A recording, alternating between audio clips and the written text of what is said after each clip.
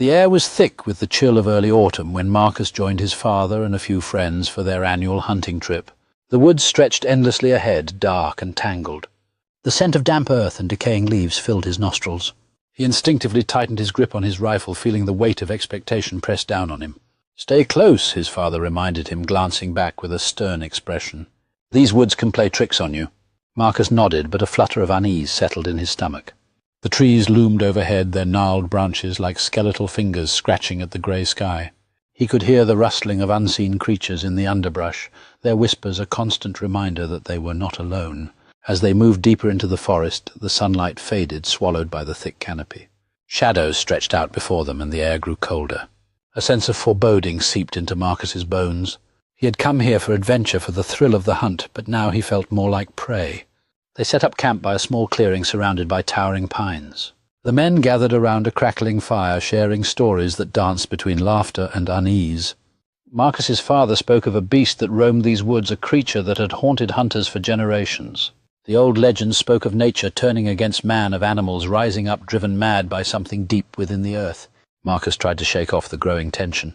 He was here to bond with his father, to prove himself as a hunter. But as night fell, the forest transformed. The sounds of the night grew louder, more menacing.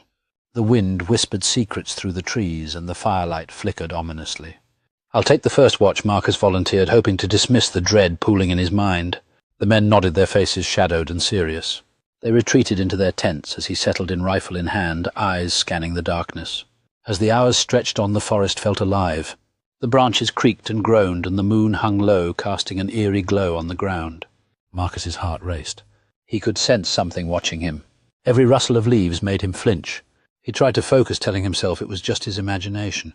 Then he heard it, a soft growl, low and guttural, echoing just beyond the tree line. His breath hitched in his throat. It was close. He gripped his rifle tighter, listening intently. The sound came again, closer this time, followed by a rustling that sent chills down his spine. "Daddy," called, but the only answer was the wind. The growl deepened, reverberating through the air. It was unmistakable now. Something was out there, and it was hungry. He stood moving cautiously toward the sound.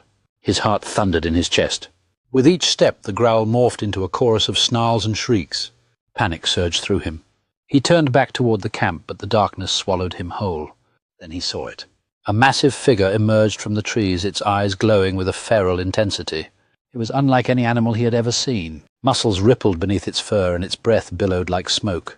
It lunged forward, and Marcus stumbled back, his rifle raised but trembling. And then the world went dark. When Marcus awoke, he lay on the forest floor, disoriented. The fire had died down, barely flickering. He scrambled to his feet, heart racing. The camp was eerily quiet. He called out